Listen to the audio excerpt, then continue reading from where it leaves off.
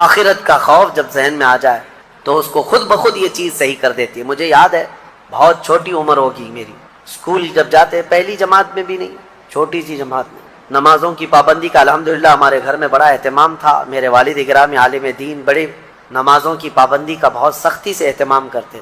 شام کے وقت اسکول چھوٹتی اور آ جاتے تھے تو عصر کی نماز نہیں پڑھی تھی. اس وقت جو ذہن میں بات ڈالی گئی تھی، اور میں میرے والد نے کہا تھا کہ تمہیں پتہ ہے ایک نماز چھوڑنے کا جو عذاب ہے، اس نماز کا جتنی دیر تک ٹائم ہوتا ہے قبر میں فرشتے اتنی دیر تک اسے سزا دیتے رہتے. اس نماز کا ٹائم جتنی دیر تک ہوگا اتنی دیر تک فرشتے اسے قبر میں عذاب دیتے رہتے ہیں. دعا میں ہمیشہ یہی کیا کرو کہ اللہ ہماری آخرت اچھی کر. یہاں مانگ کر کے کتنا لے لو گے، کتنا لے لو گے، کتنے دن تک؟ چلو آج آپ نے صحت مانگی، اے اللہ مجھے صحت عطا کر، طبیعت اچھی رکھ، اچھی بات ہے، لیکن کتنے دن تک رہو گے؟ 80 سال، 100 سال؟ 80 سال کے بعد جب بال سفید ہونے لگیں گے تب پھر تم یہ مانگو گے کہ اللہ پھر میرے بال کالے کر دیں. پیٹھ جھکنے لگے گی تب یہ کہو گے کہ اللہ میری کمر سیدھی کر دے. دانت جھڑنے لگ جائیں گے کہو گے پھر اے اللہ میرے دانت صحیح کر دے. نظام ہے کائنات کا. صحت کو جانا ہے تو جو جانے والی چیز ہے اس کو ہی ہم مانگ رہے ہیں، جو ہم سے رخصت ہونے والی چیز ہے وہی ہم مانگ رہے ہیں. اولاد مانگ رہے ہو، یہ بھی چھوٹنے والی چیز ہے، یہ ہم سے چھوٹنے والی چیز. ہر وہ چیز مانگتے ہیں ہم یہاں پر جو ہم سے رخصت ہونے والی ہے، اور جو ہمیشہ رہنے والی ہے وہ جنت ہے. اس کا سوال کیوں نہیں کرتے؟ اور ایک امام شیخ سعدی رحمۃ اللہ علیہ کی کتنی پیاری بات ہے، سنو. فرماتے ہیں موت سے بچنا ممکن ہے کسی کو؟ بتائیں کوئی بچ سکتا ہے؟ پاسبل ہے؟ موت سے بچنا کسی کے لیے بھی ممکن ہے؟ نہیں ہے. سب کو پتا ہے، سب کو پتا ہے امپاسبل. لیکن اس کے باوجود بھی بچنے کے لیے 1000 دوائیاں کھاتے ہیں. سب کو معلوم ہے کہ موت سے نہیں بچتے ہیں، لیکن اس کے باوجود بھی بچنے کے لیے ہم روز کچھ نہ کچھ کر رہے ہیں. ہم اپنے جسم کو صحیح کرتے ہیں یا بیماریوں کو صحیح کرنے کے لیے پیسہ بھی بہاتے ہیں، سب کچھ کرتے ہیں. ہمیں پتا ہے کہ ہم نہیں بچ سکتے پھر بھی خرچہ کرتے ہیں. شیخ سعدی کی سوچ دیکھو، فرماتے اور انسان کو یہ پتا ہے کہ جہنم سے بچنا ممکن ہے، موت سے بچنا تو ممکن نہیں، لیکن دوزخ سے بچنا ممکن ہے. کیا سب کے اوپر کمپلسری ہے جہنم میں جانا؟ نہیں. تو جس سے بچنا ممکن ہے اس کے لیے کوشش بھی نہیں کرتا، اور جس سے بچنا ممکن ہی نہیں اس کے لیے روز کوشش کرتا ہے. یہ کیسی سوچ ہے انسان کی؟ موت سے نہیں بچ سکتے، کوشش ٹھیک ہے تم دوائیاں کرتے رہو، لیکن کوشش یہ کرو کہ اللہ مجھے دوزخ سے بچا لے، مجھے آخرت کے عذاب سے بچا لے. میرے عزیزوں ہمارا سارا نظام اسلام کا آخرت پر ٹکا ہوا ہے. اسی لیے رب تعالیٰ نے فرمایا من کان یرید حرث الآخرۃ نزید لہ فی حرثہ. ایک بات میں آپ کو بتا دوں، اگر اسلام سے آخرت کا کانسیپٹ نکال دیا جائے تو پورا دین کھوکھلا ہو جائے گا. یعنی پھر کس چیز کے لیے کر رہے ہو تم؟ نماز کیوں پڑھ رہے ہو؟ چوری سے کیوں بچتے ہو؟ شراب کیوں نہیں پیتے؟ ہر چیز کا تعلق تمہارا آخرت سے جڑا ہوا ہے، آخرت سے. کیوں؟ حساب ہوگا، پوچھا جائے گا. میری نمازیں بھی پوچھی جائیں گی، روزے بھی پوچھے جائیں گے. ہر چیز آخرت کے خوف سے ہم دنیا میں عمل کر رہے ہیں، اور اگر آخرت کا کانسیپٹ ختم ہو گیا تو وہی درندوں کی طرح سے ناچتے گھومتے رہیں گے. جیسے دوسری قوموں کو دیکھ رہے ہیں، ان کے ہاں کوئی تصور ہی نہیں آخرت کا. ان کا تو یہ ہے کہ اچھے کام کرو گے تو دوسرے جنم میں اچھا بن کے پیدا ہو جاؤ گے، برے کام کرو گے تو دوسرے جنم میں کتا بلی بن کے پیدا ہو جاؤ گے. بس اتنا ہی ہے، اس سے زیادہ نہیں ہے. پھر بھی کچھ لوگوں کے ہاں ہے سورگ اور نرگ کا، لیکن وہ بھی اتنا یقینی نہیں ہے، اتنا یقینی نہیں ہے جتنا تمہارے لیے ذہن میں یقینی جنت اور دوزخ کا تصور ہے. یہ دوسروں کے ہاں نہیں ہے. اسی لیے میرے عزیزو آخرت کے تصور کو اتنا مضبوط بٹھاؤ، اتنا مضبوط بٹھاؤ. مجھے ایک بات یاد آتی ہے کہ ہمارے ایک بزرگ تھے، میرے بڑے دادا، اللہ ان کی تربت پر رحم فرمائے. پورے علاقے میں لوگ اس بات کے شاہد ہیں، جب بھی کوئی کچھ غلط کام کرتا یا چھوٹی بہت بھی چیز ہلکی نظر آتی ان کو، تو ڈانٹنے کے لیے سب سے پہلا جو جملہ وہ کہتے تھے وہ یہی کہتے تھے، کیا تجھے آخرت کا خوف نہیں ہے؟ آخرت سے نہیں ڈرتا؟ یہ ایک جملہ اکثر ہر کام پر، نماز کے سلسلے میں ہو یا کسی کو کہیں پر گپے لگاتے بیٹھے ہوئے دیکھتے تو یہ کہتے آخرت کا ڈر نہیں ہے. یہ ان بزرگوں کا شیوا رہا ہے، اولیاء اکرام کا ترہ امتیاز رہا ہے کہ وہ اپنے سارے اعمال آخرت کے خوف پر رکھے ہوئے ہیں. نا ارے بڑی بری موت ہوئی، نہیں میرے عزیز، بری موت اس کو نہیں کہتے. بری موت کفر پر ہو وہ بری موت. ایمان پر اگر مر گیا اور 70 ٹکڑے بھی ہو گئے تو وہ بری موت نہیں، وہ شہادت کی موت ہے. سبحان اللہ، شہادت ہے، اسے بری موت نہیں کہا جائے گا. जनाजे जा अपने बाप का जनाजा ले जाने वाला बेटा भी तख्तियां बंद करके कब्र की मिट्टी डाल करके जब घर आता है, मैयत पुकार रहा होता है, उसे सब चीजों की खबर है, लोगों के चलने के चप्पल की आवाज तक मुर्दा सुनता है, लेकिन इतनी तारीक कब्र, हाथ उठाओ तो हाथ नजर ना आए, और ऐसे दफन करके आते हो, ना एक तकिया देते हैं, ना एक बोरिया, ना एक चादर, और ना कब्र में कोई रोशनदान सुराख, कुछ नहीं। ये बातें मैं क्यों कह रहा हूं? तवज्जो, जब तुम अपने दोस्तों को भी जाते हुए देखोगे, तुम्हें दफन करने वाला बेटा भी जाते हुए देखोगे, भाई भी जाते हुए तुम देख रहे होंगे, कब्र के अंदर सब छोड़कर चले जाएंगे, अंधेरा अंधेरा अंधेरा कब्र का। उस अंधेरी रात में अगर कोई रोशनी लेकर आता है तो ताजदार मदीना की जात, सुभान अल्लाह, मेरे आका सल्लल्लाहु तआला अलैहि वसल्लम की जात है। क्या बात है। उस कब्र की अंधेरी रात में वो रोशनी ले आएंगे। और मेरे अजीजों, जब तुम्हें पता है कि कब्र में हमें उनकी जरूरत है, हश्र में उनकी जरूरत है, तो फिर सुन लो आला हजरत क्या कहते हैं, आज ले उनकी पनाह, आज मदद मांग उनसे, आज ले उनकी पनाह, आज मदद मांग उनसे, कल न मानेंगे कयामत में अगर मान गया। हमने दुनियादारों को भी देखा है, उनके घरों पर इज्जत ढूंढने वाले, उनकी जूतियों पर इज्जत ढूंढने वाले, उन पर अपनी जिंदगियां निछावर करने वाले, बुढ़ापे में तुम्हें भी तन्हा छोड़ दिया जाता है, पार्टियों से निकाल करके तो ऐसा उन्हें बेवा बना दिया गया है कि कोई पूछता तक नहीं है। लेकिन ऐ सुन्नी मुसलमानों, मेरे आका सल्लल्लाहु तआला अलैहि वसल्लम से मोहब्बत करने वाला ये बात यकीन के साथ याद रखे, मेरे आका ने कभी अपने गुलामों को तन्हा नहीं छोड़ा, कभी तन्हा नहीं छोड़ा। अबुल्लैस समरकंदी रहमतुल्लाह अलैह फरमाते हैं, एक वाकया लिखते हैं, मक्का मुकर्रमा में एक शख्स का इंतकाल हो गया था, और जैसे ही वो इंतकाल कर गया उसका चेहरा जानवर की तरह बन गया। एक ही बेटा था, सुनो, एक ही बेटा था, और बाप का चेहरा जानवर की तरह हो गया। कुछ गुनाह किया होगा, कुछ गलतियां किया होगा। अब बेटे ने जब बाप का चेहरा बिगड़ता हुआ देखा, फौरन दरवाजा घर का बंद कर दिया, और देख करके मैयत को डर लगने लगा कि अब लोगों को दीदार कराऊं कि नहीं कराऊं, जनाजा उठाऊंगा, लोग तो देखने आएंगे, दफन कैसे करूं। घर की औरतों को सबको समझा बुझाकर बिठा दिया और कहा, अब मैं ऐलान नहीं करूंगा, बाहर दफन करने नहीं ले जाऊंगा, घर के अंदर ही गड्ढा खोद कर अपने बाप को यहीं दफन कर देता हूं, ताकि किसी को पता ही ना चले, वरना बेइज्जती हो जाएगी, बड़ी जिल्लत उठानी पड़ेगी। नौजवान लड़का घर में रोता हुआ बैठा है, मेरे बाप के साथ क्या हो गया? वो रो रहा था। अचानक उसके घर के दरवाजे से खुलने की आवाज आई। अचानक दरवाजा खुला, एक बुजुर्ग घर के अंदर आए। वो आते ही उनके चेहरे पर चादर थी, वो सीधे मैयत के पास गए, चादर हटाई, उसके चेहरे पर हाथ रखा, फिर चादर बंद कर दी। फिर इस नौजवान लड़के के पास आए। वो बुजुर्ग कहते, क्या हुआ बेटा, क्यों रो रहा है? नौजवान लड़का कहता है, मैं तो आपको देखा नहीं, कहां से आप अंदर आ गए? मैंने दरवाजे सब बंद कर दिए थे, लेकिन अब आप आ गए हैं तो क्या देखते नहीं मेरे बाप का चेहरा बदल गया है? मैं अपने बाप को लोगों के सामने कैसे जनाजा उठाऊं? आप नहीं देखते चेहरा जानवर की तरह हुआ है। वाह हुए बुजुर्ग ने कहा, बेटा जाके देख तो सही, तेरे बाप का चेहरा सलामत तो है, कुछ हुआ नहीं। वो नौजवान खड़ा हुआ और गया अपने बाप की लाश के पास, चादर हटाई तो देखता है अपने बाप का चेहरा चांद की तरह चमक रहा है, सुभान अल्लाह, खूबसूरत है। वो खुशी के मारे रोते हुए सजदा शुक्र में गिर गया, अल्लाह का शुक्र अदा करते हुए फिर खड़ा हुआ। उसने रब ताला की बारगाह में अर्ज किया, मौला तूने फरिश्ता भेज दिया मेरे घर पर, ये कौन बुजुर्ग है जो मेरे बाप के चेहरे को उन्होंने ठीक कर दिया? उस वक्त तक वो बुजुर्ग घर से निकलने को थे, दरवाजे तक पहुंचे थे। ये दौड़ता हुआ आया और उनका दामन पकड़ लिया, कहा आप कौन हैं? अल्लाह का फरिश्ता, अल्लाह की तरफ से आए हुए, आपने मेरे बाप के चेहरे को ठीक कर दिया, ये एहसान क्यों किया? वाह हुए बुजुर्ग पलटते और कहते, अना मुहम्मदुन रसूलुल्लाह, मैं मोहम्मद अल्लाह का रसूल हूँ। अल्लाह, सुभान अल्लाह, क्या बात, अल्लाह अकबर। जैसे ही वो नौजवान सुना, कदमों में गिरा, कहा आका मेरे घर आपकी आमद हुई और इस हाल में मुझे बताएं मेरे बाप के साथ क्या हुआ? अल्लाह के नबी सल्लल्लाहु अलैहि वसल्लम फरमाते हैं, तेरे बाप का कोई एक गुनाह ऐसा था जिससे मौला नाराज था, रब्बे कदीर गजबनाक था।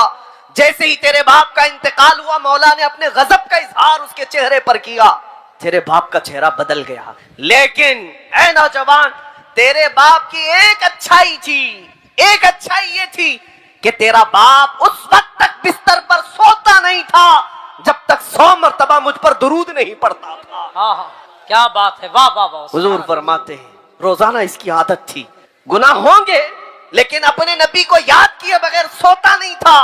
جو فرشتہ اس کے درود مجھ تک پہنچاتا تھا، آج وہ فرشتہ آ کر کہنے لگا غضب ہو گیا رسول اللہ، آپ پر درود پڑھنے والا وہ بندہ آج مر گیا لیکن مولا کے جلال کا شکار ہوا، اللہ کے غضب کا شکار ہوا ہے۔ اگر آقا آپ اس پر رحم نہ کریں گے تو دنیا بعد میں تانا دے گی، درود پڑھنے والے کا چہرہ ہی سلامت نہیں رہا تو کس کا سلامت رہے گا؟ میرے آقا فرماتے ہیں میں اپنی قبر سے اٹھ کر کے آیا اور تیرے باپ کے چہرے کو دیکھا تو بگڑا ہوا تھا، میں نے ہاتھ رکھا، اللہ کی بارگاہ میں سفارش کی، مولا یہ وہ چہرہ ہے جو مجھے یاد کیا کرتا تھا۔ رب قدیر نے فرمایا محبوب اپنا ہاتھ اٹھاؤ، ہم تمہاری سفارش پر تمہارے غلام کے چہرے کو چاند سی شباہت دیں گے، سبحان اللہ، سبحان اللہ، خوبصورتی عطا کریں گے۔ کیا بات۔ اللہ تبارک و تعالیٰ نے اس بندے کو میرے آقا کی سفارش پر پھر سے وہ حسن و جمال عطا کیا۔ میں یہ بات جب پڑھتا ہوں آنکھیں بھیگ جاتی ہیں، اسی لیے پھر بریلی کے امام کی بات یاد آتی ہے، جو نہ بھولا ہم غریبوں کو رضا، جو نہ بھولا ہم غریبوں کو رضا، یاد اس کی اپنی عادت کیجئے۔ اے مسلمانوں میں آج پھر سے تمہیں قریب لا کر کے کہتا ہوں ادھر ادھر مت دیکھو، اگر تمہارے دردوں کو کوئی آج سمجھنے والا ہے، تمہارے غموں کو اور تمہارے غم کی داستان کو کوئی اگر سننے والا ہے تو وہ میرے آقا کی ذات ہے، وہ تاجدار مدینہ کی ذات ہے۔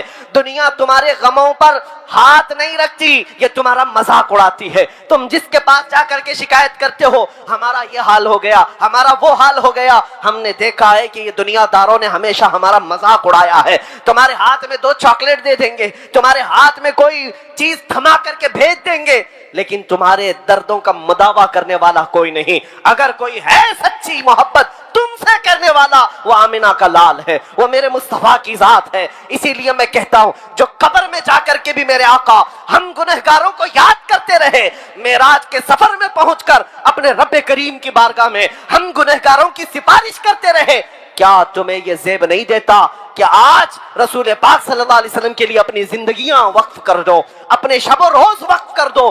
جو نہ بھولا ہم غریبوں کو رضا، یاد اس کی اپنی عادت کیجئے۔ اب میں اپنی گفتگو کو سمیٹتے ہوئے ایک بات ضرور کہوں گا، میں تمہارے جذبات کو بیدار کرنے کے لیے آیا ہوں۔ اگر کسی کے اندر بزدلی ہے، خوف ہے تو نکالو۔ اب بقیہ زندگی کی ہر سانس ہم نبی پاک کی محبت کے لیے وقف کریں گے انشاءاللہ۔ انشاءاللہ حضور کے لیے جیئیں گے، حضور کے لیے مریں گے۔ بریلی سے قریب رہتے ہو بلکہ تمہارا ضلع بریلی ہے، سبحان اللہ، تمہارا ضلع بریلی ہے اور تمہاری قسمت پر پوری دنیا رش کرتی ہے۔ ہم تو بہت دور ہندوستان کے ساؤتھ سے تعلق رکھتے ہیں، ہمارا آبائی وطن کرناٹکا ہے، لیکن مصر میں جائیں، مدینے میں جائیں، لوگ ہم کو بریلی سے پہچانتے ہیں۔ کیا بات ہے، واہ واہ۔ کیوں؟ اب تمہارا حق زیادہ ہے، بریلی کے رہنے والے، بریلی کے امام کے قریب رہنے والے، اس نصیحت کو یاد رکھو۔ اس بریلی کے امام نے اپنی محبت تمہارے سینوں میں نہیں ڈالی، پوری زندگی بھر قلم چلایا ہے تو میرے مصطفیٰ کی محبت تمہارے سینوں میں ڈالی۔ نعرے تکبیر، اسی لیے نعرے رسالت، عشق محبت، عشق محبت، نبی رے اعلیٰ حضرت، سبحان اللہ۔ اسی لیے پوری دنیا آج یہ برملا کہتی ہے ڈال دی قلب میں عظمت مصطفیٰ سیدی اعلیٰ حضرت پہ لاکھوں صلاح۔ اس بریلی کے امام کی یہ نصیحت یاد رکھو۔ کیا نصیحت؟ انہوں نے یہ سبق دیا تھا، دہن میں زبان تمہارے لیے، یا رسول اللہ دہن میں زبان تمہارے لیے، بدن میں ہے جان تمہارے لیے، ہم آئے یہاں تمہارے لیے، اٹھے بھی وہاں تمہارے لیے۔ یہ زندگی گزارنے کا طریقہ ہے، یہ زندگی گزارنے کا طریقہ ہے۔ اور جس دن تم بیدار ہو جاؤ گے، جس دن تم کھڑے ہو گئے، یہ دنیا پھر 100 سال کے لیے سونے پر مجبور ہو ہی جائے گی۔ آج دیکھ لینا یہ ہماری قوم بیدار ہوئی ہے انشاءاللہ العزیز۔ اب یہ بچے خاموش نہیں رہیں گے، جواب دینے کا طریقہ صرف تلوار چاقو چھری نہیں ہے، ہم ان چیزوں کا استعمال کرتے نہیں، ہمارے پاس جو طاقت ہے وہ عشق مصطفیٰ کی طاقت۔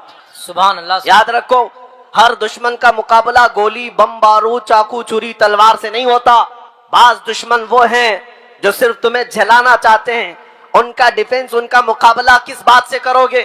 ایک بار اگر کوئی توہین کرتا ہے حضور پاک صلی اللہ علیہ وسلم کی ذات پر، انگلی اٹھاتا ہے تو اس کا جواب تو ہم دیں گے ہی دیں گے، لیکن یہ قسم کھا کر کے جائیں گے کہ اب ہر بچے کو عاشق رسول بنا کر رہے ہیں۔ سبحان اللہ، سبحان اللہ۔ کیا اور اپنوں میں تو اپنوں میں، تمہارے خیموں میں بھی آ کر کے ہم مصطفیٰ کے نعرے لگا کر جائیں۔ کیا بات ہے، یہ بات ہوگی، دیکھنا آپ، یہ بات ہوگی جس دن تم یہ طے کر لو گے ہر خیمے سے آواز آئے گی لبیک یا رسول اللہ. سبحان اللہ. لبیک یا رسول. آپ نے آج یہ گستاخیاں دیکھ کر کے ہو سکتا ہے نروس پن محسوس کیا ہو, تھوڑا بہت تکلیف تو ہوتی ہے, لیکن ایک بات میں بتا کر چاہتا ہوں, یہ جتنے کتے بھونکتے ہیں چند دنوں کی بات, یہاں پر بھی ذلیل ہو کے مرتے ہیں, آخرت میں بھی ذلت ان کا ٹھکانہ ہے.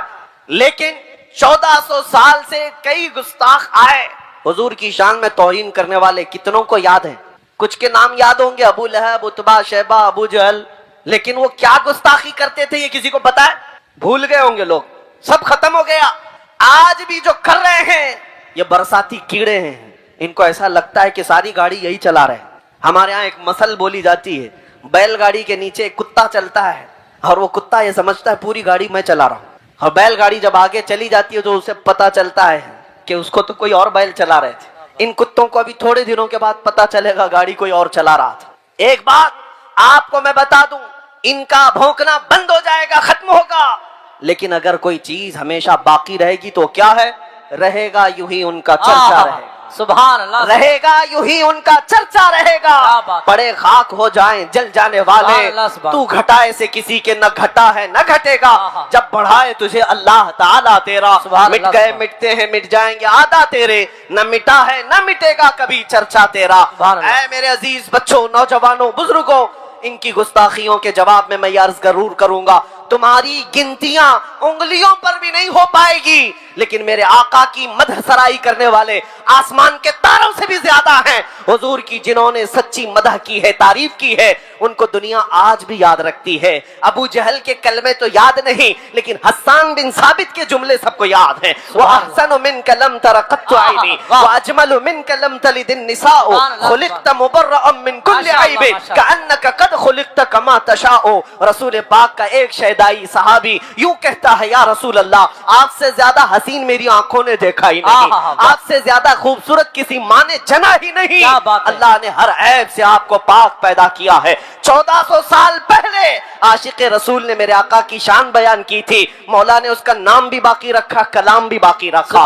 اتنا ہی نہیں, اسکندریہ کی سرزمین سے پکارنے والا ایک عاشق رسول شرف الدین بوسیری جب یہ کہتا ہے, محمد سید الکونین والثقلین والفریقین من عرب ومن عجم, هو الحبیب الذی ترجى شفاعته لكل هول من الاهوال مقتحم, یا اکرم الخلق ما لي من الوذ به سواك عند حلول الحادث العمم, ولن يضيق رسول الله جاهك بي اذا الكريم تجلى باسم منتقم, فان من جودك الدنيا وضرتها ومن علومك علم اللوح والقلم, يا نفس لا تقنطي من زلة عظمت ان الكبائر في الغفران كاللمم, لعل رحمة ربي حين يقسمها تأتي على حسب العصيان في القسم, يا ربي واجعل رجائي غير منعكس لديك واجعل حسابي غير منخرم, والطف بعبدك في الدارين إن له صبرا متى تدعه الأهوال ينهزم, وأذن لصحب صلاة منك دائمة على النبي بمنهل ومنسجم, ثم الرضا عن أبي بكر وعن عمر وعن علي وعن عثمان ذي الكرم, يا ربي بالمصطفى بلغ مقاصدنا واغفر لنا ما مضى يا واسع الكرم, مولاي صل وسلم دائما ابدا على حبيبك خير الخلق كلهم. میرے عزیزو, 800 سال کے بعد مجھ جیسے ایک ادنا طالب علم کو میرے آقا کی شان میں کہا ہوا ہر جملہ یاد ہے, لیکن گستاخیاں کسی کو یاد نہیں رہتی. ہر خطے سے, ہر زبان سے میرے آقا کی تعریف کرنے والے کم نہیں ہوئے. اسی لیے میں آج اس منبر کا حق ادا کرنا چاہتا ہوں. یہاں تعریف ہوگی تو صرف میرے مصطفیٰ کی ہوگی, یہاں سے بیان ہوگا تو میرے آقا کی بادشاہت کا اعلان ہی ہوگا. کیا کہا ملا عبد الرحمن جامی نے, تنم فرسودہ جاں پارا زِ ہجراں یا رسول اللہ, دلم پشمردہ آوارا زِ عصیاں یا رسول اللہ, چسوئے من گزر آری من مسکین ناداری, فدائے نقش نالینت کنم جاں یا رسول اللہ, فدائے نقش نالینت کنم جاں یا رسول اللہ. سعدی شیرازی کہتے ہیں بلغ العلا بکمالہ شفت دجا بجمالہ حسنت جمیع خصالہ صلو علیہ وآلہ. اور حافظ شیرازی کہتے ہیں یا صاحب الجمال و یا سید البشر وجهك المنیر لقد نور القمر لا يمكن الثناء كما كان حقه بعد از خدا بزرگ توئی قصہ مختصر. عربی والوں نے بھی کہا, فارسی والوں نے بھی کہا, پنجابی شاعر عاشق رسول کہتا ہے مکھ چند بدر شاشانی ہے माथे चमक लठ नूरानी ये काली जुल्फ ते अख मस्तानी ये मखमूर अखे हिन मद भरियां उस सूरत नु मैं जान अखां की जाने जहां अखां सच अखां रब दी शान अखां उस शान तो शाना सब नबियां सुभान अल्लाह मा अजमल का मा अहसन का मा अकमल का किथे मेहर अली किथे तेरी सना गुस्ताख अखे किती जा अड़ियां दुनिया के सारे आशिकों का कलाम जब खत्म होता है बरेली का इमाम पुकारता है वो कमाल हुस्न हुजूर है वो कमाल हुस्न हुजूर है कि गुमान नक्स जहां नहीं यही फूल खार से दूर है यही शम्मा है कि धुआं नहीं तेरे आगे यूं हैं दबे लचे खुशहा अरब के बड़े बड़े कोई जाने मुंह में जुबां नहीं बल्कि जिस्म में जान नहीं करूं तेरे नाम पे जान फिदा न बस एक जान दो जहां फिदा दो जहां से भी नहीं जी भरा करूं क्या करोड़ों जहां नहीं आका मैं क्या कहूं तुम्हें रुख दिन है या महरे समा ये भी नहीं वो भी नहीं जुल्फ या मुश्किल खुदा ये भी नहीं वो भी नहीं गुस्ताख कुत्ते भौंकते हैं भौंकने दो मगर बरेली का इमाम हमें ये सबक देता है हम जब कहेंगे ताजदार मदीना की बारगाह में तो यूं कहेंगे सरवर कहो के मालिक व मौला कहो तुझे बाग़े खलील का गुले ज़ैबा कहो तुझे अल्लाह रे तेरे जिसमें मुनव्वर की ताबिश है ऐ जाने जा मैं जाने तजल्ला कहूं तुझे तेरे तो वस्फ ऐब तनाही से है बरी हैरान हूं मेरे शाह मैं क्या क्या कहूं तुझे सुभान अल्लाह समझिए जिसे है उस ऊंचे से ऊंचा हमारा नबी सारे अच्छों से अच्छा समझिए जिसे है उस अच्छे से अच्छा हमारा नबी बुझ गई जिसके आगे सभी मशाले शम्मा वो लेकर आया हमारा नबी सब चमक वाले उजलों में चमका किए अंधे शीशों में चमका हमारा नबी खल्क से औलिया औलिया से रसूल और रसूलों से आला हमारा नबी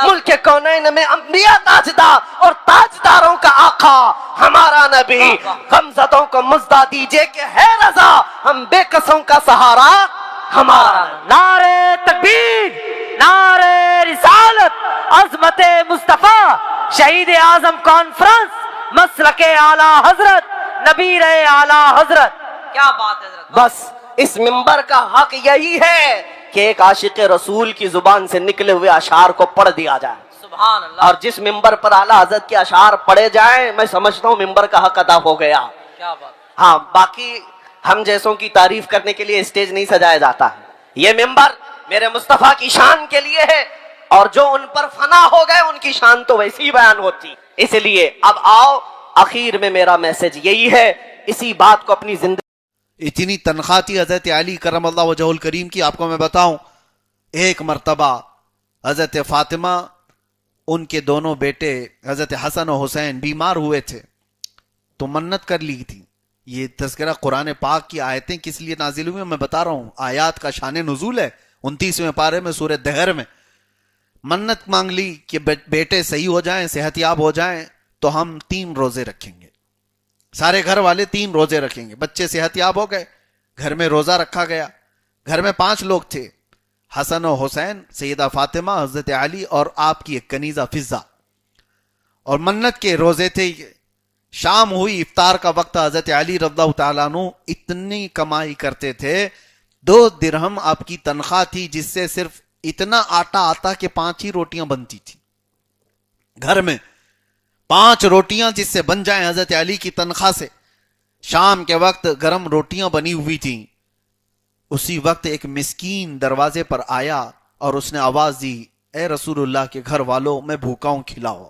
हजरत फातिमा ने 5 रोटियां उनको दे दी ऐसा नहीं कि रोजे से हैं हम 4 रोटियां रख लें एक दे दें 5 रोटियां दे दी और उसके बाद दूसरे दिन पानी पी करके रोजा रखा हजरत अली उसी हालत में फिर काम करने के लिए गए शाम को फिर अपनी तनख्वाह ली और आटा खरीदा और घर पर आए फिर रोटियां बनी आज फिर रोटियां बनी थी एक यतीम बच्चा आकर खड़ा हो गया कहा कि ए रसूलुल्लाह के घर वालों मैं भूखा हूं खिलाओ फिर 5 रोटियां उसको दे दी 2 रोजे इसी तरह चले गए तीसरा रोजा था मन्नत के और पानी से सहरी हुई तीसरा रोजा और उसके बाद शाम का वक्त हजरत अली फिर आज अपनी तनख्वाह ले आए और उसके बाद रोटियां बनी जेल से छूटा हुआ एक कैदी आ गया दरवाजे पर खड़े होकर उसने भी वही आवाज दी ए रसूलुल्लाह के घर वालों मैं भूखा हूं मुझे कुछ खिलाओ हजरत फातिमा ने वो 5 रोटियां दे दी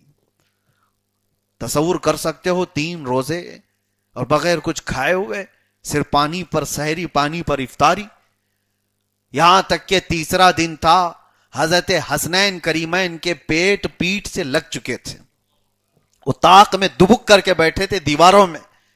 رسول پاک صلی اللہ تعالی علیہ وسلم گھر میں داخل ہوئے اور اچانک دیکھا، آواز دی تو ان کی آواز نہیں نکل رہی تھی بچوں کی. رسول پاک صلی اللہ تعالی علیہ وسلم نے پوچھا یہ کیا حال ہے؟ تو حضرت فاطمہ نے واقعہ پورا سنایا کہ ہم نے منت کی اور روزے رکھے تھے، اور 3 دن تک کچھ لوگ مانگنے کے لیے آئے اور ہم نے ان کو دے دیا. حضور ابھی یہ سن رہے تھے کہ جبرائیل امین علیہ السلام تشریف لائے. جبرائیل آئے اور رسول پاک صلی اللہ علیہ وسلم کی بارگاہ میں عرض کرتے ہیں، یا رسول اللہ صلی اللہ علیہ وسلم، اس اہل بیت کے پاس جو پہلے دن مسکین آیا، دوسرے دن یتیم آیا، تیسرے دن ایک قیدی آیا، نہ وہ یتیم تھا، نہ مسکین تھا، نہ قیدی تھا، وہ اللہ کے فرشتے تھے جو اہل بیت کا امتحان لینے آئے تھے، اور آپ کو خوشخبری دینے آیا ہوں کہ اللہ تعالیٰ آپ کے گھر والوں سے راضی ہے. اور اس کے بعد حضرت فاطمہ کو رسول پاک صلی اللہ علیہ وسلم نے خوشخبری دی اور جنت کا دسترخوان ان کے گھر پر اترا. اور قرآن کی یہ آیت آئی، وَيُطْعِمُونَ الطَّعَامَ عَلَى حُبِّهِ مِسْكِينًا وَيَتِيمًا وَأَسِيرًا. یہ وہ لوگ ہیں جو اللہ کی محبت میں کبھی مسکین کو کھلاتے ہیں، کبھی یتیم کو کھلاتے ہیں، اور کبھی قیدی کو کھلاتے ہیں. یہ آیت کسی اور کے لیے نہیں، یہ فاطمہ کے گھرانے کے لیے آئی. وہاں کبھی یہ شکایتیں تو نہیں تھی، نہ حضرت علی لڑ پڑے ان سے کہ فاطمہ کیا کل کا کل اٹھا کے دے دیتی ہو، کچھ تو رکھو. وہ کیسا گھرانہ تھا، حضرت فاطمہ دیتی رہی، حضرت علی کبھی اس پر شکایت نہیں، اعتراض نہیں. انہیں پتا تھا کہ اللہ کی رضا کے لیے اٹھے ہوئے ہاتھ ہیں، رسول اللہ کی بیٹی کا ہاتھ ہے. نہ اسے روکا، نہ شکایت کی کہ کل میں بھوکا کیسے کماؤں، پرسوں 3 دن کیسے کماؤں. حضرت علی نے کبھی حضرت فاطمہ کے اس کام پر سوال نہیں کیا. عزیزان گرامی وقار، یہ وہ گھرانہ ہے جس کے متعلق رسول کریم صلی اللہ تعالی علیہ وسلم فرماتے، ایک مرتبہ ایسا بھی ہوا، حضرت فاطمہ بیٹھی ہوئی تھی کہ انصار کی عورتیں آئیں اور کہا ایک فلاں جگہ ایک شادی کی کچھ محفل تھی تو اس میں شریک ہونا ہے، فاطمہ تم بھی آؤ. حضرت فاطمہ ایسی محفلوں میں اکثر جاتی نہیں. حضور پاک صلی اللہ تعالی علیہ وسلم نے فرمایا فاطمہ جاؤ، ان خواتین کے ساتھ جاؤ، شریک ہو جاؤ. حضرت فاطمہ کے پاس جو لباس تھا وہ بوسیدہ لباس تھا، بوسیدہ لباس اس طرح کا تھا کہ جیسے بہت عمدہ کپڑے نہیں تھے. انہوں نے کہا یہی پہن کر کے جاؤں، تو حضرت فاطمہ وہی کپڑے پہن کر کے اس شادی کی محفل میں جہاں گئی، وہاں تو عورتیں بڑے عمدہ عمدہ کپڑے پہن کر کے آئی تھیں، سب مالدار عورتیں اچھے اچھے کپڑے پہن کر کے آئیں. حضرت فاطمہ اس دعوت سے جلدی واپس آئی اور تھوڑی سی غمگین تھی. حضور پاک صلی اللہ تعالی علیہ وسلم نے حضرت فاطمہ کو بلایا، پوچھا فاطمہ غمگین کیوں؟ کہا وہاں تو سب عمدہ عمدہ لباس پہن کے آئے ہوئے تھے اور رسول اللہ کی بیٹی پرانا لباس پہن کر گئی ہوئی تھی، کہیں وہ مجھے ہلکا نہ سمجھ رہے ہوں. میرے آقا صلی اللہ تعالی علیہ وسلم نے فرمایا وہاں کون کون عورتیں تھیں؟ کہا فلاں فلاں. حضور نے عورتوں میں سے کچھ کو بلایا، ان عورتوں میں ایک کو پوچھا کیسی تھی دعوت؟ وہ خاتون کہتی ہیں یا رسول اللہ صلی اللہ علیہ وسلم دعوت ایک طرف، چرچے صرف فاطمہ کے لباس کے چل رہے تھے، چرچے صرف فاطمہ کے لباس کے چل رہے تھے. دوسری عورت کہتی ہیں ہمیں اندازہ نہیں تھا کہ فاطمہ اتنا عمدہ لباس پہن کر کے آئی تھی. سب عورتیں یہ کہنے لگی، وہ سب چلی گئی تو حضور مسکرائے. حضرت فاطمہ کہتی یا رسول اللہ میں تو یہ پرانا لباس پہن کے گئی تھی، یہ عورتیں کیسے اس طرح کی باتیں کر رہی ہیں؟ حضور پاک صلی اللہ تعالی علیہ وسلم فرماتے ہیں فاطمہ اللہ نے تیرے جسم کو ایسا بنایا ہے کہ جو اس سے مس ہو جائے وہ دنیا کا سب سے عمدہ کہلاتا ہے. ان کی آنکھوں میں اللہ نے دنیا کا سب سے عمدہ لباس بنا کر کے رکھا ہے، اور اسی لیے حضور نے کیا فرمایا، میں نے تمہارا نام ہی فاطمہ رکھا، جو تم سے محبت کرے اس کو اللہ تعالیٰ آگ سے دور کر دیتا ہے. اب سنیے جو اہل بیت کے گھرانے کی سخاوتیں ہیں، اللہ اکبر. اسی لیے ہم بھکاری ہیں اس دربار کے اور اس آستانے کے، میرے آقا صلی اللہ تعالی علیہ وسلم کے اس گھرانے کے، اس لیے کہ ہمیں پتا ہے وہاں سے کبھی خالی ہاتھ نہیں لوٹتا. اور بہت سارے بزرگوں نے فرمایا، ایک وظیفہ بھی میں آپ کو بتا کر جاتا ہوں، ایک عمل بھی پھر کسی اور موقع پر اس کا تفصیلی عمل میں بتاؤں گا. ایک نماز بھی ہے اور اس میں دعا بھی ہے, اور اس کا ایصال ثواب حضرت فاطمہ کی روح کو کرو اور کچھ نہیں. حضرت فاطمہ سے صرف اتنی ریکویسٹ کر کے سو جاؤ, یا سیدہ کائنات میری یہ حاجت ہے, بس رسول اللہ کے پاس اس کو پیش کر دیجیے. بزرگوں نے اس کو لکھا ہے, کہا کہ اگر تمہاری حاجت رسول پاک صلی اللہ علیہ وسلم کے پاس حضرت فاطمہ نے پیش کر دی تو مجال ہی نہیں کہ رسول اللہ صلی اللہ تعالی علیہ وسلم کی بارگاہ سے تمہیں اس کی اجابت نہ ملے. ایسا ہو ہی نہیں سکتا. حضرت فاطمہ کی کسی بات کو حضور کبھی رد نہیں کرتے. بزرگوں نے فرمایا رسول پاک صلی اللہ تعالی علیہ وسلم کی بارگاہ میں صحابہ کرام رضوان اللہ تعالی علیہ مجمعین بھی کبھی کوئی وسیلہ پیش کرتے تو اہل بیت کا پیش کرتے تھے. ازواج مطہرات حضور اکرم صلی اللہ تعالی علیہ وسلم سے کبھی کوئی ناراضگی دیکھتے تو حضرت فاطمہ کو بیچ میں کر دیتی تھی. حضرت فاطمہ اگر آئیں تو رسول کریم صلی اللہ علیہ وسلم کو راضی کرنا آسان ہو جاتا تھا, آسان ہو جاتا. اور آپ نے وہ مشہور روایت یہ بھی پڑھی ہوگی, سنی ہوگی. ایک بار میرے آقا صلی اللہ علیہ وسلم مدینہ طیبہ سے باہر نکل گئے. غار سجدہ ایک جگہ ہے, ایک پہاڑ کی کوہ میں, جہاں حضور پاک اپنا سر رکھ کر کے رو رہے تھے امت کی مغفرت کے لیے. اور صحابہ کو جب پتا چلا تو دھیرے دھیرے وہاں صحابہ پہنچ گئے. سب سے پہلے حضرت ابو بکر صدیق اس جگہ پر پہنچے, اور یہ کافی وقت گزر چکا تھا میرے آقا صلی اللہ علیہ وسلم کو مدینے میں نہ دیکھ کر کے. حضرت ابو بکر نے ایک چرواہے سے پوچھا تھا کہ یہاں کسی کو تو نے دیکھا ہمارے نبی کو؟ اس چرواہے نے کیا جواب دیا؟ دل کو دہلا دینے والی بات ہے. وہ کہتا ہے مجھے پتا نہیں تمہارے نبی کون ہیں, لیکن ہاں اس پہاڑ کے اندر سے ایک آواز آتی ہے جس کی آواز سن کر میری بکریوں نے چارہ کھانا چھوڑ دیا ہے. کوئی بہت درد سے روتا ہے. حضرت ابو بکر صدیق سمجھ گئے تھے کہ رسول اللہ صلی اللہ علیہ وسلم کی آواز کے علاوہ کوئی نہیں ہوگی جو اس درد کے ساتھ رو رہا ہو. اور جا کر کے قریب دیکھے تو کس کے لیے رو رہے تھے؟ ہم اسی گنہگار امت کے لیے. حضرت ابو بکر صدیق کے بعد کئی صحابہ وہاں آئے, میرے آقا صلی اللہ تعالی علیہ وسلم کو اٹھانے کی کوشش کرتے رہے. نبی پاک صلی اللہ تعالی علیہ وسلم نے اپنا سر ہی نہیں اٹھایا. اللہ کیا جہنم اب بھی نہ سرد ہوگا, رو رو کے مصطفیٰ نے دریا بہا دیے ہیں. پھر اخیر وقت میں سب نے یہی مشورہ کیا کہ اللہ کے نبی صلی اللہ تعالی علیہ وسلم اگر سر اٹھائیں گے تو حضرت فاطمہ کی بات پر اٹھائیں گے. حضرت فاطمہ سے جا کر کے کہا گیا کہ اللہ کے نبی صلی اللہ تعالی علیہ وسلم سجدے میں سر رکھیں اور اٹھا نہیں رہے ہیں, کہیں ایسا نہ ہو کہ طبیعت پہ بہت بار ہو جائے, تکلیف بڑھ نہ جائے, حضور رو رہے ہیں آپ آ جائیں. حضرت فاطمہ مکمل حجاب میں حضور کے پاس تشریف لائیں.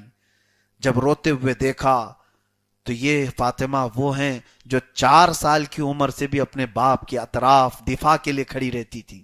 جب مکہ والے حضور پر حملہ کرتے تھے, جب حضرت فاطمہ کی عمر 4 سال کی تھی, وہ حملے اپنے اوپر لے لیا کرتی, حضور کے دفاع میں ڈیفنس میں کھڑی رہتی. آج جب بارگاہ مصطفیٰ میں آئی تو رسول کریم صلی اللہ علیہ وسلم کے قریب جا کر کے وہ رو پڑی. کہا یا رسول اللہ اپنا سر اٹھا لیں.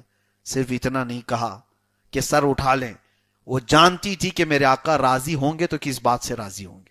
حضرت فاطمہ کو اچھی طرح معلوم تھا ایک بیٹی اپنے باپ کو کتنا قریب سے جانتی ہے, اندازہ بھی نہیں آپ کو. حضرت فاطمہ نے یہ نہیں کہا یا رسول اللہ آپ کی طبیعت خراب ہو جائے گی, آپ کے جسم پر بار ہو جائے گا, سر بھاری ہو جائے گا, آپ سر اٹھا لیں. کچھ نہیں کہا, صرف اتنا کہا یا رسول اللہ آپ کی بیٹی قسم دیتی ہے رب ذوالجلال کی, آج کے بعد سے میری موت تک کوئی رات ایسی نہیں ہوگی جو رات میں آپ کی امت کی مغفرت کے لیے نہ گزارتا ہوں. ہر رات آپ کی یہ بیٹی فاطمہ آپ کی امت کی بخشش کی دعا کرے گی. جیسی ہی یہ بات سنی میرے آقا نے سر اٹھا لیا. اس وقت بھی صحابہ جانتے تھے کہ کوئی بات اگر حضور پاک صلی اللہ تعالی علیہ وسلم سنتے ہیں تو حضرت فاطمہ کی ہے. وہ مقام تھا اس سیدہ کائنات کا. اسی لیے رسول کریم صلی اللہ تعالی علیہ وسلم نے جو فرمایا انما فاطمۃ بضعۃ منی فمن احبها احبنی ومن اغضبها فقد اغضبنی. فاطمہ میرے جگر کا ٹکڑا ہے, جس نے اس سے محبت کیا اس نے مجھ سے محبت کیا, جس نے اسے ایذا دی, جس نے اسے مشقت میں ڈالا اس نے مجھے مشقت میں ڈالا ہے. رسول پاک صلی اللہ تعالی علیہ وسلم کی بارگاہ میں ایک مرتبہ ایک شخص ایسا بھی آیا جو بنو سلیم قبیلے کا تھا. وہ آتے ساتھ ہی کہنے لگا آپ جادوگر ہیں. معاذ اللہ رب العالمین. حضرت عمر فاروق رضی اللہ تعالیٰ عنہ کھڑے تھے, تلوار نکال لی اور کہا اس کا میں ابھی خاتمہ کرتا ہوں جو گستاخی کیا ہے. نبی پاک صلی اللہ علیہ وسلم نے فرمایا عمر رکو.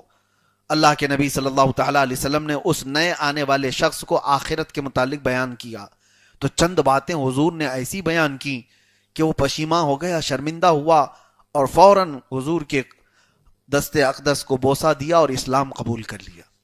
کہا یا رسول اللہ صلی اللہ تعالیٰ علیہ وسلم مجھے اسلام کے بارے میں بتائیں. نبی پاک صلی اللہ تعالیٰ علیہ وسلم نے اس کو اسلام کی تعلیم دی. یہ لمبی حدیث ہے. پھر حضور نے اعلان فرمایا اپنے آپس میں, اس سے پوچھا میرے آقا صلی اللہ علیہ وسلم نے تمہارے پاس کیا ہے؟ اس شخص نے کہا میں اپنے قبیلے بنو سلیم کا سب سے غریب آدمی ہوں, میرے پاس کچھ نہیں. حضور پاک صلی اللہ علیہ وسلم نے فرمایا کوئی ہے یہاں پر جو اس کے پہننے کا انتظام کرے؟ تو ایک صحابی رسول کھڑے ہوئے اور انہوں نے کہا اس کے کپڑے کا انتظام میری طرف سے.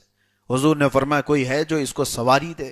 حضرت سعد ابن عبادہ مدینے کے انصار صحابی تھے. کہا یا رسول اللہ میری ایک اونٹنی ہے, میں نے اس کو دے دیا. صحابہ سب آپس میں اس طرح سے شیر و شکر تھے کہ ایک دوسرے پر جانی ساری. اس کے بعد حضور پاک صلی اللہ علیہ وسلم نے حضرت سلمان فارسی کو بلایا اور کہا کہ سلمان جاؤ اس کے کھانے کا انتظام کرو. حضرت سلمان فارسی کہتے ہیں اب جو بات کہنی ہے وہ یہ, مدینے میں مسجد نبوی کے آس پاس جتنے لوگوں کے گھر تھے سب کے پاس گیا, کسی کے گھر میں کوئی اتنا کھانا نہیں تھا کہ وہ آئے ہوئے شخص کو کھلائے. حضرت سلمان فارسی کہتے ہیں پھر اخیر میں ایک ہی گھر تھا, وہ حضرت فاطمہ کا. میں وہاں گیا اور باہر کھڑے ہو کر کے کہا, پورا واقعہ سنایا. ایسا ایسا ایک شخص آیا حضور پاک صلی اللہ علیہ وسلم کی بارگاہ میں اور اس کے کھانے کے انتظام کے لیے مجھے رسول اللہ نے بھیجا. کہیں کھانا ہے نہیں مدینے میں آپ کے گھر آ گیا ہوں. حضرت فاطمہ نے کہا سلمان میرے گھر میں پچھلے 3 دن سے فاقہ ہے, لیکن ایسا نہیں ہے کہ اس کے کھانے کا انتظام نہ ہو.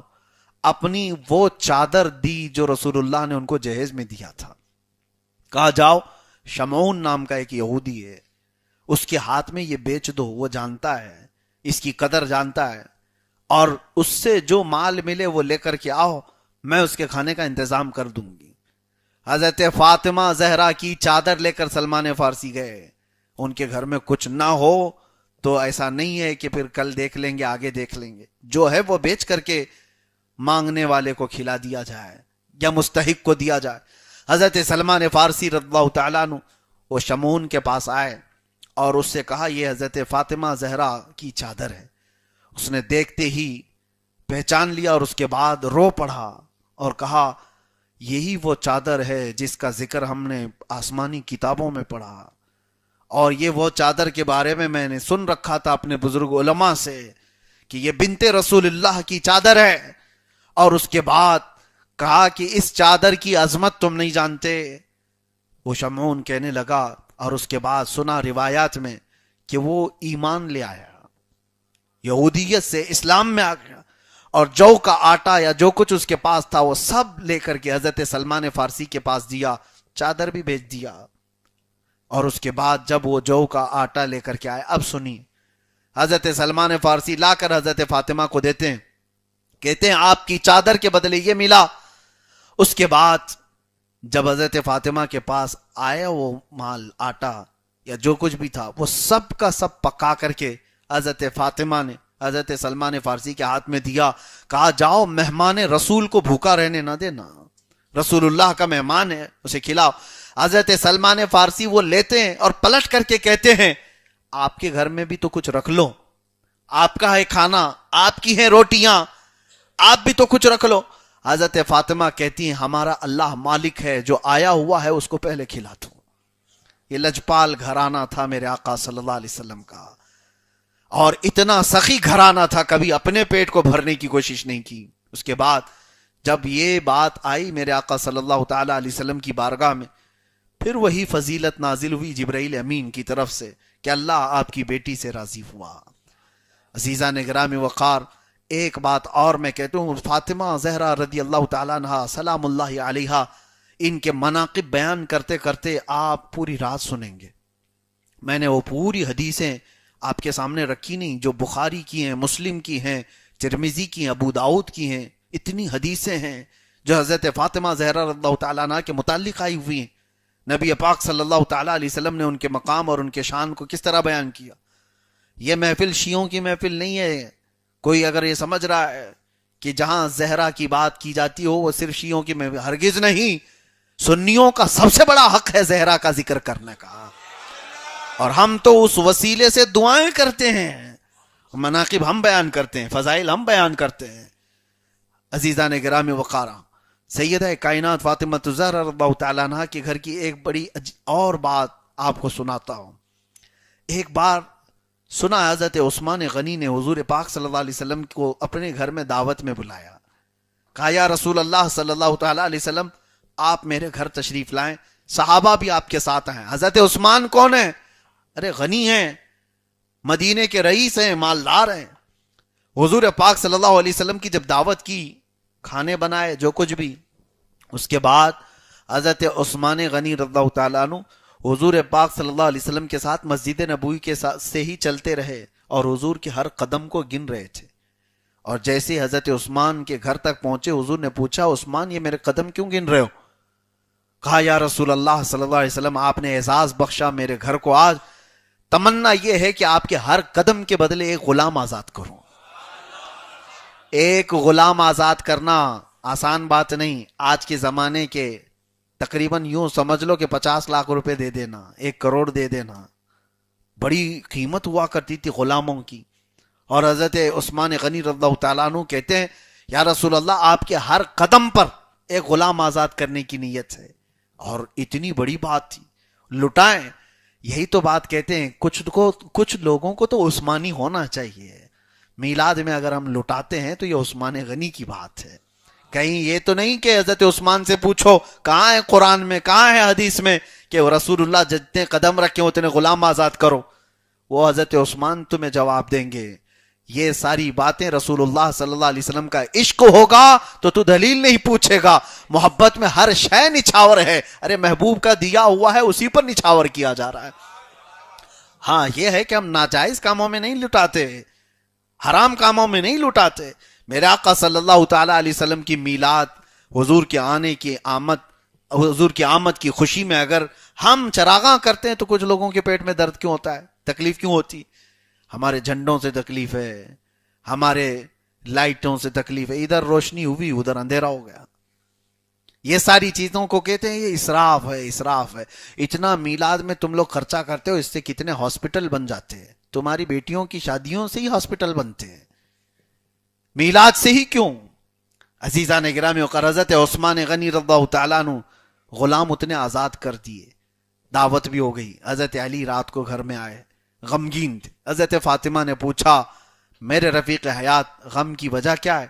کہا آج میرے بھائی عثمان نے ایسی شاندار دعوت کی کہ رسول اللہ صلی اللہ علیہ وسلم کے ساتھ صحابہ بھی آئے اور وہ قدم گن رہے تھے حضور کے، اور ہر قدم کے بدلے انہوں نے ایک ایک غلام آزاد کیا. میں یہ تمنا کر رہا ہوں کاش میرے پاس اتنا مال ہوتا تو میں بھی ویسی شایان شان حضور کی دعوت کرتا. میرے پاس اتنا مال نہیں عثمان کے برابر کا. حضرت فاطمہ نے کہا میرے سرتاج آپ جائیں رسول اللہ کو دعوت دیں، ہم بھی اس کا اہتمام کریں گے. حضرت علی نے کہا فاطمہ کہاں سے انتظام کرو گی؟ کہا آپ رسول اللہ کو دعوت دے کر کے آئیں اور آپ بھی قدم گنیں. حضور پاک صلی اللہ علیہ وسلم کی بارگاہ میں حضرت علی گئے. یقین بھی تھا حضرت فاطمہ پر، کہہ رہی ہے تو ہو بھی جائے گا. حضور کی بارگاہ میں آئے، کہا آج میرے گھر پر تشریف لائیں. حضرت علی کی دعوت پر میرے آقا صلی اللہ علیہ وسلم چل پڑے. حضرت علی بھی، کیونکہ حضرت فاطمہ نے کہا تھا، قدم گنتے ہوئے گئے. جب گھر تک پہنچے تو رسول پاک صلی اللہ تعالیٰ علیہ وسلم اپنے صحابہ کے ساتھ ان کے گھر میں جو دعوت تھی بیٹھے رہے. اور اس کے بعد دعوت تو ہو گئی. حضرت فاطمہ سے پوچھا فاطمہ حضور کے اتنے اتنے قدم پڑھے، عثمان نے اپنے مال سے غلام تو آزاد کر دیے تھے، ہم کیا کریں گے؟ حضرت فاطمہ مصلی بچھا کر کے دعا کرتی ہیں، اے اللہ تیرے رسول کی بیٹی کی لاج رکھ لے. اس کے شوہر نے تیرے نبی کی دعوت کی ہے اور خواہش یہ کی ہے کہ ہر قدم پر ایک غلام آزاد ہو. اے مولا تو اس خواہش کا اور میری اس तमन्ना की लाज रख ले, भरम रख ले। रसूल पाक सल्लल्लाहु ताला अलैहि वसल्लम घर में बैठे थे, इसी वक्त जिब्राइल अमीन तशरीफ लाए और कहा अल्लाह आपको सलाम पेश करता है या रसूल अल्लाह, आपकी बेटी की दुआएं अल्लाह ताला की बारगाह में पहुंची और रब ने हुक्म फरमाया आज आपके घर अली के घर तक जितने कदम पहुंचे हैं पड़े हैं, हर कदम के बदले अल्लाह ने 100 जहन्नमियों को आजाद कर दिया है। यहां गुलाम आजाद हुए, उनकी दावत में जहन्नम से आजाद हुए। वो अहले बैत का घराना है, उनके घराने की तमन्नाएं अल्लाह ताला पूरी फरमाता है। जब वो ख्वाहिश कर लें तो अल्लाह उसको पूरी कर देता है। कुरान में इसका जिक्र है, लहुम मा यशाऊन फीहा व लदैना मजीद। ये जो चाह लें अल्लाह के पास वो सब है, बल्कि अल्लाह फरमाता उससे ज्यादा हमारे पास है। जो ये चाह लें, अहले बैत के लिए कहा गया, अल्लाह वालों के लिए कहा गया। और इनके मुतालिक कुरान की कई आयतें, एक दो नहीं कई आयतें हैं। ये जब चाह ले, रसूल करीम सल्लल्लाहु ताला अलैहि वसल्लम का ये वो घराना जिनके बारे में इमाम हसन बरेलवी रहमतुल्लाह ताला अलैह, इमाम ज़मन हसन रजा बरेलवी रदी अल्लाह ताला अन्हु फरमाते हैं, बे इजाजत जिनके घर में जिब्राईल आते नहीं, बे इजाजत जिनके घर में जिब्राईल आते नहीं, कद्र वाले जानते हैं कद्र शान अहले बैत। और इसीलिए अहले बैत अतहार की जो ताजीम और तकरीम के मामलात है वो सुन्नियों से सुना करें तो ईमान भी ताज़ा होगा। और आपका ईमान सिर्फ ताज़ा नहीं, इतना बुलंद हो जाएगा जिसको मेरे आका ने फरमाया, मम्मात अला हुब्बी आले मोहम्मद मात शहीदा। जो मेरे अहले बैत की मोहब्बत में मर गया उसे शहादत की मौत दी जाएगी। मोहब्बत करो अहले बैत से। मेरे आका की एक हदीस है, अल्लिमू औलादकुम सलास, अपने बेटों को 3 चीजें सिखा दो। क्या है? हुजूर फरमाते हुब्ब नबीकुम व हुब्ब अहली बैतिही व तिलावतल कुरानिल करीम। हुजूर फरमाते 3 चीजें अपने बेटों को सिखा करके जाना। नंबर 1 अपने नबी की मोहब्बत, दूसरे नंबर पर हुजूर के अहले बैत की मोहब्बत, तीसरे नंबर पर कुरान अजीम सिखाओ। यहां पर बहुत दुनिया भर की चीजें नहीं बताई गई, ये 3 चीजों में फरमाया गया। जो रसूल से मोहब्बत सिखाएगा और अहले बैत से सिखाएगा और कुरान सिखा करके जाएगा, यूं समझ लो वो अपने बेटे को पूरी दुनिया देकर जा रहा है, आखिरत भी देकर जा रहा है। नबी पाक सल्लल्लाहु ताला अलैहि वसल्लम की तालीमात में है ये कि अपने बेटों को ये सिखाओ। क्यों? अपनी मोहब्बत के साथ अहले बैत की मोहब्बत का जिक्र फरमाया। और यही वजह है, मशहूर हदीस आपने सुनी होगी, या अय्युहन्नास इन्नी तरक्तु फीकुम अस-सकलैन, ऐ लोगों मैं तुम्हारे दरमियान 2 भारी चीजें छोड़ जा रहा हूं। और हुजूर ने क्या फरमाया? 2 भारी चीजें क्या है? क्या? हुजूर अकरम सल्लल्लाहु ताला अलैहि वसल्लम फरमाते हैं, मा इन तमस्सकतुम लन तज़िल्लू, अगर तुमने मजबूती से पकड़ लिया हरगिज गुमराह ना होगे। किताबुल्लाहि व इतरती, एक कुरान पाक है और एक मेरे अहले बैत है।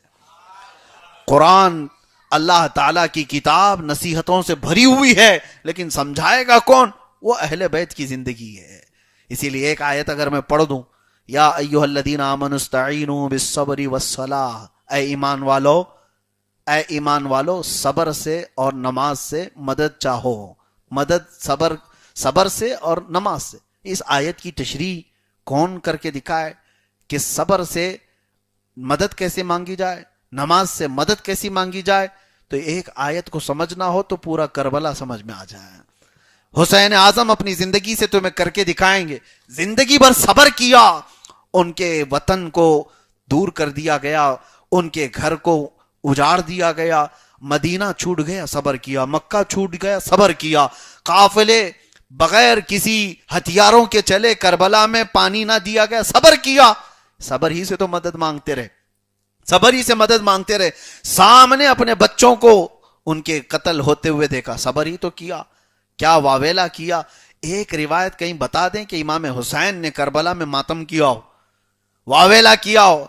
अरे उनसे मोहब्बत करने वाले वो भी कहते हैं कि वो जो जवां बेटों की मैयत पे न रोया वो हुसैन, वो अपने बेटों की लाशों को उठाते लाए।